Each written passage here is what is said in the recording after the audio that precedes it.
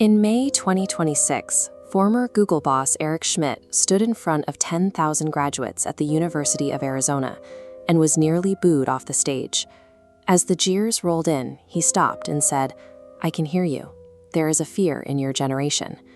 Student groups had organized protests ahead of the ceremony, and anxiety over AI was certainly a factor. Beneath the surface, the dominant force driving the crowd's reaction was a palpable economic panic regarding the actual value of their degrees. That generational fear makes complete sense. Right now, the economic engine of higher education is breaking apart. We are watching a massive market contradiction unfold in real time.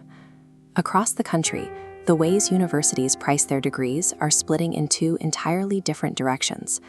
At the very top, elite institutions are stubbornly pushing their costs to record highs. Wharton's MBA tuition and living expenses have now passed $130,000 per year. Looking directly below that top tier, respected universities are suddenly executing unprecedented fire sales. Purdue University just slashed its online MBA tuition by roughly 40%. Meanwhile, Johns Hopkins is offering 50% scholarships to students just to keep its cohorts full. When an entire industry slashes prices, it means the core product is losing value. This leaves us with an obvious question. How are the elite schools completely defying reality? This chart shows college's original value proposition. Historically, a degree meant a massive 66% wage premium over a standard high school diploma. But that premium flatlined in the early 2000s. As the payoff leveled off, the sheer supply of new graduates spiked. The share of the workforce holding a college degree exploded from 31% in the year 2000 to 45% by January 2025. Basic economics dictates that doubling the supply of a credential while its financial payoff stalls devalues the asset. Based on those numbers, colleges should have faced a pricing crisis 2 decades ago. Instead, a hidden mechanism masked the problem and fueled massive inflation. That mechanism was the federal Grad Plus loan program. The program had a fatal design flaw. It allowed graduate students to borrow up to the absolute full cost of attendance with zero borrowing ceiling. Handing a customer an unlimited government-backed line of credit removed every incentive for institutions to control their internal costs.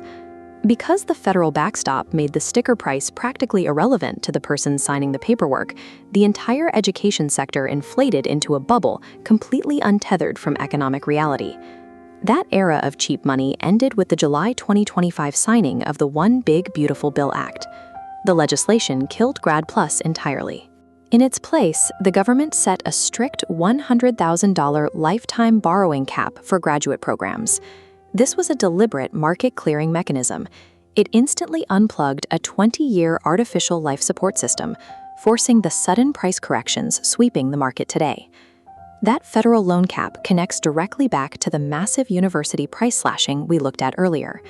This chart illustrates the new ceiling in action. UC Irvine recently slashed its MBA program by up to 38%, conveniently pricing it at exactly $99,000.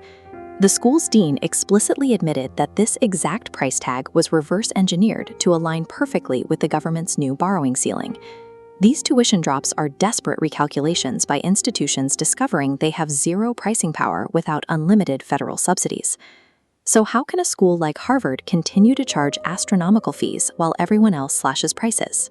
At the elite tier, the brand prestige and the alumni network are the actual products. That exclusivity makes them immune to standard labor market forces. Furthermore, massive institutional endowments allow these schools to completely cover the costs for families earning under $100,000 a year anyway. For elite institutions, the high sticker price acts as a meaningless luxury tax on the ultra-wealthy. They operate in a reality completely disconnected from the federal credit system the rest of the market relies on. This shows the economic fallout.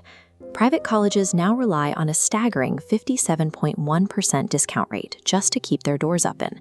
In real terms, they collect roughly 44 cents on every dollar of their stated sticker price. The higher education sector has permanently bifurcated. For the first time in modern history, an entire industry is quietly admitting its foundational product is no longer worth its own price tag. When a bond's price suddenly collapses, it is a glaring warning signal. It means the market is genuinely concerned the issuer will not be able to pay back its investors when the time comes, and that risk is immediately priced in.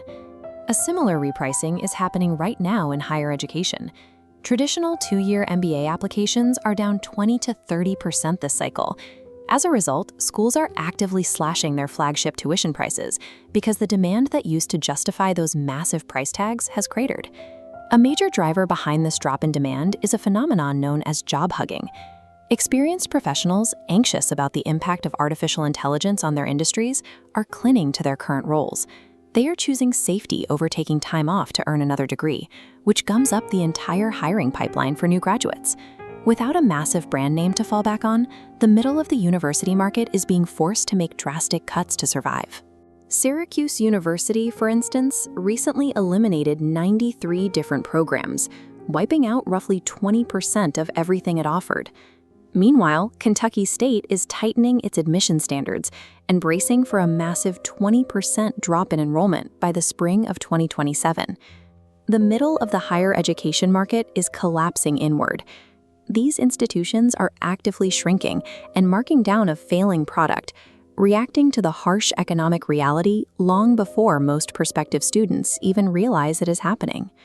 The timing of this institutional panic is devastating for students. At the exact moment universities are forced to discount their tuition, the jobs graduates expect to step into at the end of the tunnel are quietly disappearing. This chart shows the current unemployment rate for recent college graduates, sitting at 5.6%, compared to the general national workforce average of 4.2%. For effectively the first time on record, the people holding the degrees are facing a tougher job market than everyone else. And if we shift the data to isolate the graduates who do secure employment, we see a massive 41.5% chunk categorized as underemployed. These are individuals working jobs that never required a degree to begin with.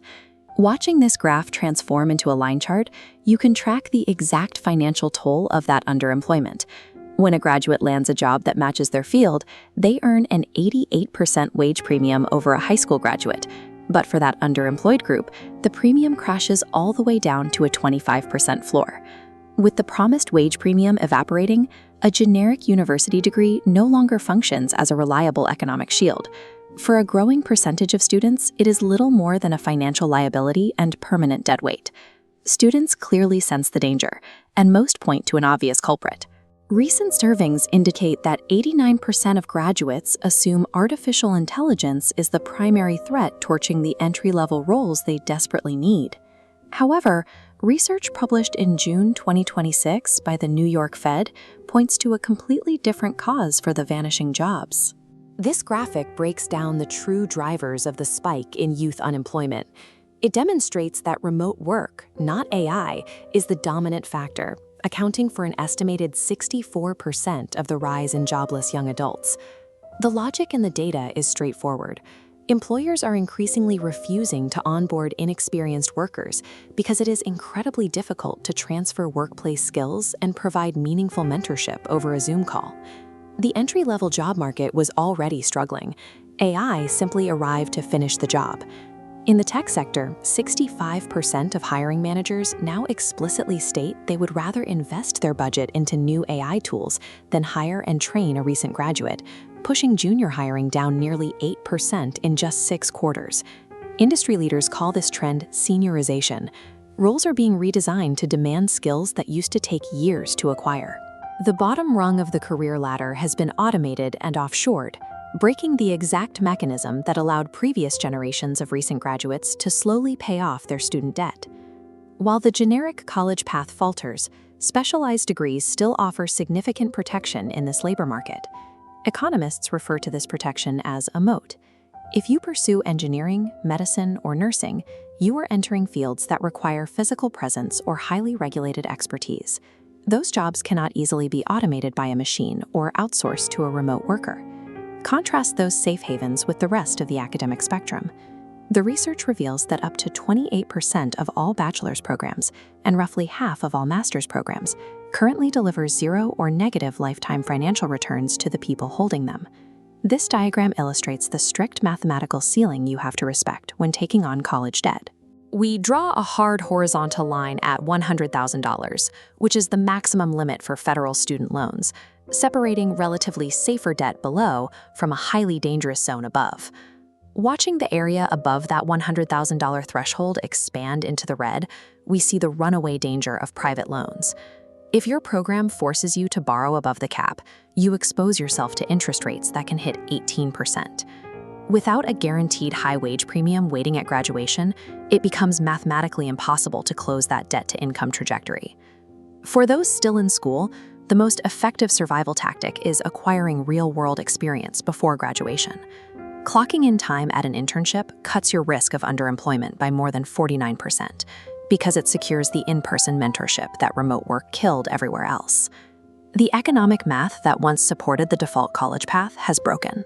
Borrowing 6 figures for a prestige name or generic degree is now a gamble on a wage premium the market has already marked down. But what do you think?